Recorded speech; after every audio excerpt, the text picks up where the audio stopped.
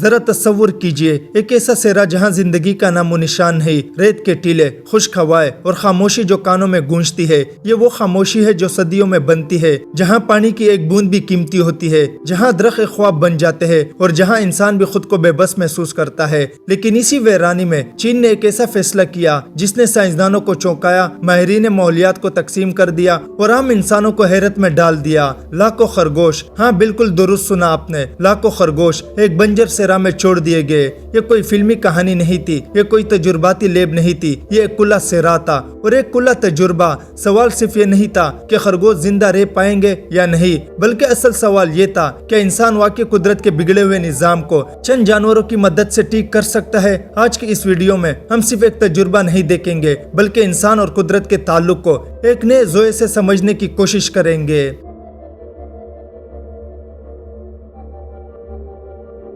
چین اور صحراؤں کا بڑھتا ہوا خطرہ۔ چین رقبے کے لحاظ سے دنیا کے بڑے ممالک میں شمار ہوتا ہے۔ یہ وہ ملک ہے جہاں ایک طرف شنگھائی اور بیجنگ جیسے جدید شہر ہے تو دوسری طرف ایسے زمینیں بھی ہے جہاں زندگی آہستہ آہستہ دم توڑ رہی ہے۔ گوبی ڈیزرٹ، کبوکی ڈیزرٹ اور انر منگولیا کے علاقے، یہ سب علاقے برسوں سے ڈیزرٹیفیکیشن یعنی صحرائی پھیلاؤ کا شکار تھے۔ یہ عمل اچانک نہیں ہوتا، یہ برسوں میں خاموشی سے بڑھتا ہے۔ پہلے گھاس کم ہوتی ہے، پھر مٹی کمزور ہوتی ہے اور آخر کار زمین مکمل طور پر بنجر ہو جاتی ہے۔ ہر سال لاکھوں ایکڑ زمین کاشت کے قابل نہیں رہتی، دیہات کے دیہات خالی ہونے لگتے، گرد و غبار کے طوفان بیجنگ تک پہنچنے لگتے۔ یہ صرف ماحولیاتی بحران نہیں تھا، یہ ایک انسانی بحران بنتا جا رہا تھا۔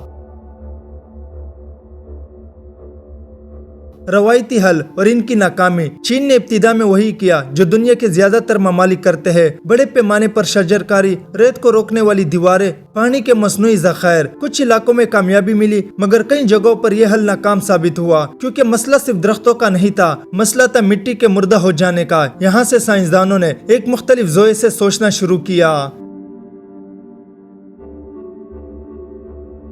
ایک غیر معمولی خیال۔ ماہرین نے سوال اٹھایا، اگر ہم مٹی کو زندہ کرنا چاہتے ہیں تو ہمیں جانداروں کو شامل کرنا ہوگا۔ اسی سوچ سے جنم لیا ریبٹ ایکولوجیکل ایکسپیریمنٹ۔ خیال یہ تھا کہ خرگوش زمین میں بل بناتے ہیں، مٹی کو نرم کرتے ہیں، قدرتی طریقے سے زمین میں ہوا اور نمی داخل کرتے ہیں۔ یہ ایک بایولوجیکل سلوشن تھا، نہ کہ کیمیکل یا مشینی۔ لاکھوں خرگوش کیوں؟ خرگوش کی انتخاب کی کئی وجوہات تھی۔ تیز افزائش سے نسل، گھاس اور جڑی بوٹیوں پر گزارا۔ حکومت کا خیال تھا کہ اگر خرگوش کامیاب ہو گئے تو یہ دنیا کا سب سے سستا اور ماحول دوست منصوبہ ہوگا۔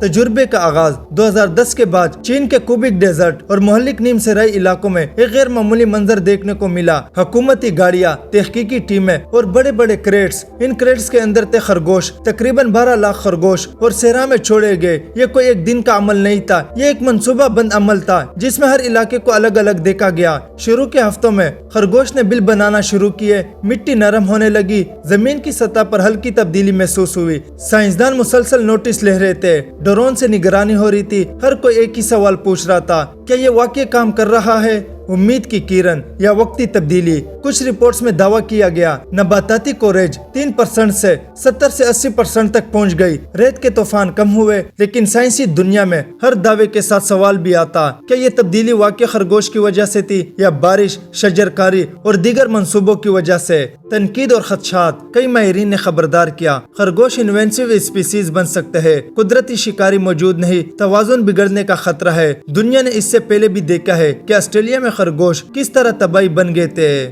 اصل سچ، حقیقت یہ ہے کہ چین کا یہ منصوبہ اکیلا حل نہیں تھا، اس کے ساتھ ساتھ شجرکاری، پانی کے منصوبے، مقامی زراعت کی بحالی، یہ سب عوامل مل کر کام کر رہے تھے۔ خرگوش صرف ایک حصہ تھا، پورا جواب نہیں۔ دنیا کے لیے سبق۔ یہ تجربہ ہمیں سکھاتا ہے قدرت کے مسائل سادہ نہیں، ہر حل کے اثرات دور رس ہوتے ہیں۔ انسان کو عاجزی کے ساتھ قدرت کے قریب جانا ہوگا۔ لاکھوں خرگوش، ایک وسیع صحرا اور انسان کی ایک بے چین امید۔ یہ کہانی ہمیں یہ نہیں بتاتی کہ چین کا تجربہ مکمل طور پر کامیاب تھا یا ناکام، بلکہ یہ کہانی ہمیں یہ سکھاتی ہے کہ قدرت کے ساتھ کیے گئے فیصلے ہمیشہ سادہ نہیں ہوتے۔ کبھی ایک چھوٹا سا قدم بڑی تبدیلی لے آتا ہے۔ آج بھی دنیا بھر کے سائنسدان اس تجربے کو غور سے دیکھتے ہیں۔ سوالات ابھی باقی ہے، تحقیق ابھی جاری ہے، مگر ایک بات طے ہے، جب انسان قدرت کو سمجھنے کی کوشش کرتا ہے تو اسے طاقت نہیں بلکہ عاجزی کی ضرورت ہوتی ہے۔ یہ تھی کہانی چین کے صحراؤں کی، لاکھوں خرگوشوں کی اور انسان کی اس کوشش کی جو شاید ابھی مکمل نہیں ہوئی۔ یہ ویڈیو اچھی لگی تو لائک کریں اینڈ سبسکرائب کریں. Thank you.